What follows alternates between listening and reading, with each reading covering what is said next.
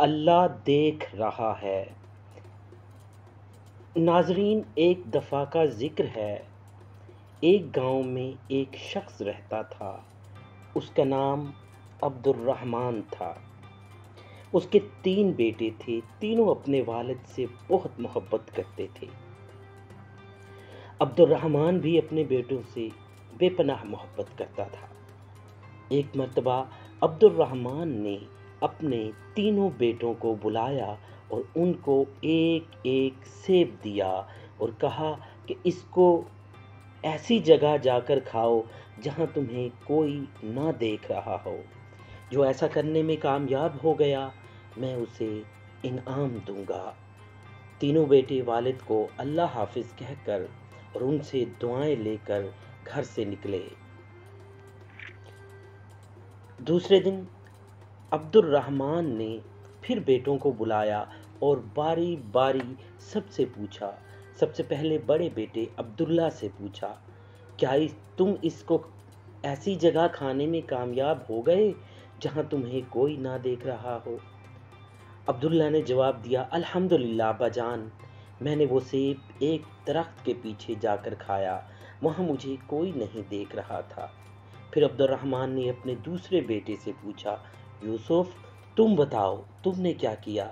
یوسف نے کہا، ابا جان میں نے وہ سیب کمرے میں بند ہو کر اندھیرے میں کھایا اور مجھے یقین ہے کہ وہاں مجھے کسی نے نہیں دیکھا۔ عبد الرحمن نے تیسرے بیٹے سے پوچھا، سلیم تم نے کیا کیا؟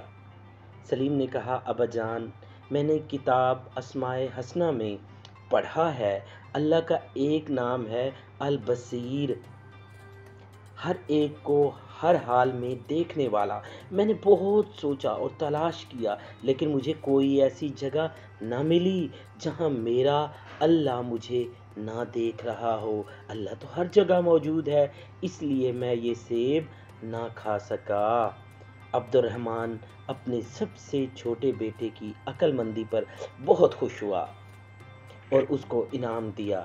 پھر عبد الرحمن نے اپنے بیٹوں سے کہا، میرے پیارے بیٹو، بے شک اللہ ہم سب کو ہر وقت ہر جگہ دیکھتا ہے، ہماری باتوں کو سنتا ہے اور جو خیالات ہمارے دل میں آتے ہیں ان کو بھی جانتا ہے۔ وہ علیم بذات الصدور، یعنی دلوں کے چھپے ہوئے رازوں کو بھی جانتا ہے۔ اللہ کی نافرمانی سے ہر وقت بچو اور اللہ کے سارے احکامات پر عمل کرو جس پر اللہ تم سے راضی ہو جائے گا اور تمہیں دنیا میں راحت و سکون و اطمینان عطا کرے گا اور مرنے کے بعد ہمیشہ کے لیے جنت میں داخل کرے گا جہاں انسان جو چاہے گا وہ ہو جائے گا، انسان کے دل میں جو چاہت ہوگی وہ پوری ہو جائے گی۔ جنت میں ہم ایک پرندہ دیکھیں گے، اس کے کھانے کا جی چاہے گا تو فوراً بھون کر پلیٹ میں آ جائے گا، پھر اس کی ہڈیوں پر اللہ دوبارہ گوشت اور پر اگا دیں گے اور وہ اڑ جائے گا، تو وہاں جنت میں مزے ہی مزے ہوں گے۔